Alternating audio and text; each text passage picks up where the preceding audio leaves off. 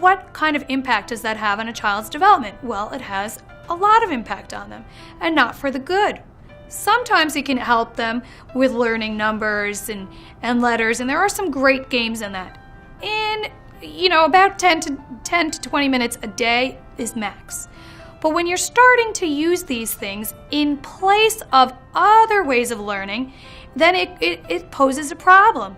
We're already in an age where communicating and engaging with people face-to-face is limited because everyone's already texting and emailing. So we have to be very cognizant and very mindful that, when we grew up as parents, we were talking to each other and playing with each other. And you want to be able to provide those opportunities for your children. So if they're playing a game and watching TV, chances are they're not playing with the child and they're not learning common social skills. Because everything that your child learns is through experience, through doing things with their peers. And also through observation. So if they're watching you on your phone all day, they might think that that's the way to do it these days. So you also want to remember that what you do impacts your child's development as well.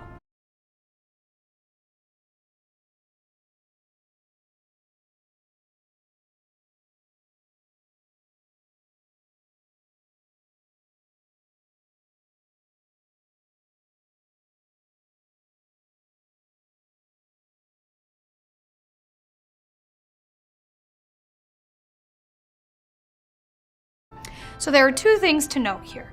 One is if your child is playing on the video games and watching TV, they're not outside in the playground and they're not engaging with their friends, they're not playing, and they should be. And two is that the impact that these toys have on your child can be significant because it's a lot of input. It's a lot of visual stimulation, and you might find that they're not able to actually attend to people then because they're so used to looking at a screen rather than a person.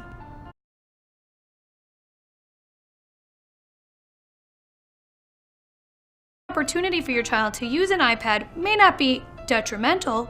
You can have them play a game for 10 to 20 minutes a day, whatever time of day that is, and that's fine. So remember to keep the iPad for times of learning and to encourage your child to connect with you, to engage with you and with their peers.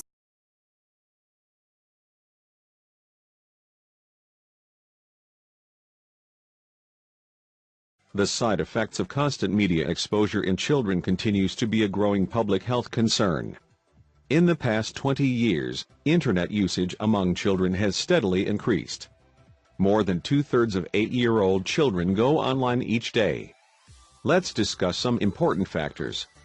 As children spend more time in front of computer monitors, they typically spend less time in physical activities.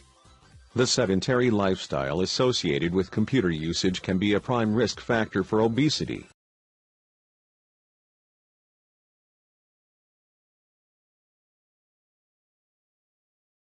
Children with easy access to the internet may become less able to separate fact from fiction. The internet has no filter and no peer review, so anyone can publish anything they want. Educators also worry that the informal communication common to chat rooms has carried over into academic settings. Students facing challenging homework tasks and essays are becoming more likely to plagiarize from internet sources. The multitasking that many children engage in while online reduces attention span, making intense concentration on a single task more difficult. Increased internet use among children may result in feelings of loneliness and depression. Whether time spent online is a cause or effect of these negative feelings is unclear. However, more online time does result in less time spent with family and friends or working on hobbies. The rapid and instant nature of internet stimulation alters the way a young person sees the world, leading to more boredom with everyday life.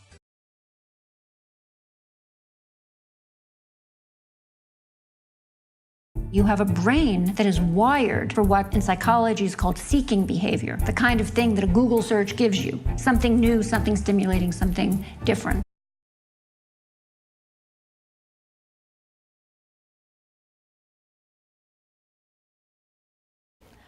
Well, I think one thing that really helped me to start to be a better parent around this is to learn that the dopamine that's secreted in the brain's pleasure center when we get new bits of information and we look at the screens, that center of the brain is most activated when we're kids and we're teenagers. So knowing that they are so pulled into these in a way that we can't even understand has made me not be as angry at them, but realize there's a lot more I need to do as in my parenting.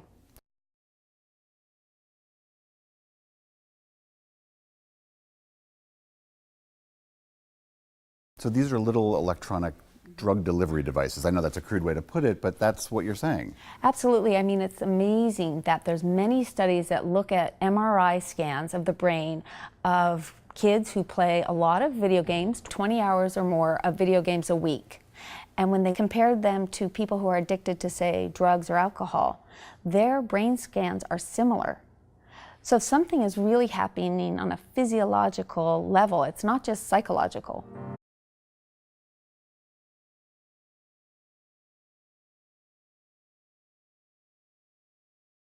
This is all about teaching kids self-control. And what we've learned through the research is that it's absolutely teachable. So I would really discourage a family from getting a child a device when they don't feel like they're going to be able to control themselves from when they use it.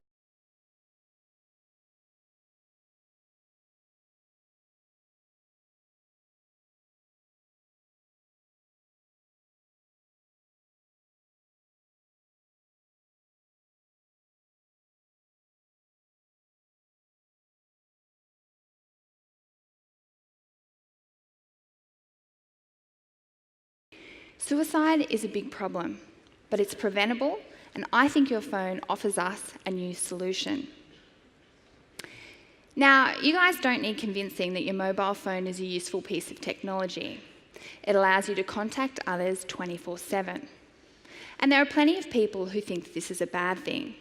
We see campaigns for digital disconnection, mainly pioneered by parents who feel that online connectivity is not as healthy or meaningful as face-to-face. And you can't blame them, right? Parents see a lot of phones. But in general, this disbelief in online connectivity bothers me, and it should bother you also. Why?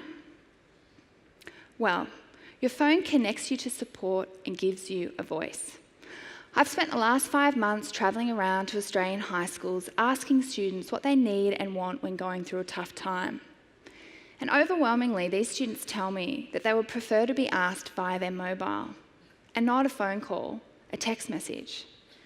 These same students tell me that when something is up, they don't want the adults in their life to know first up, like parents and teachers. They'd prefer to turn to a friend. And we get the same response when we turn to university students and other young adults who all tell us they would prefer to turn to a friend. And this is because seeking professional help, although it's entirely necessary and very effective, it can be really daunting. We have trouble finding the right words to explain how we're feeling. And this is made harder when the person doesn't know us. So all of us, we all turn to our friends. And for someone out there, you are that friend. And your phone gives you a tool to reach out.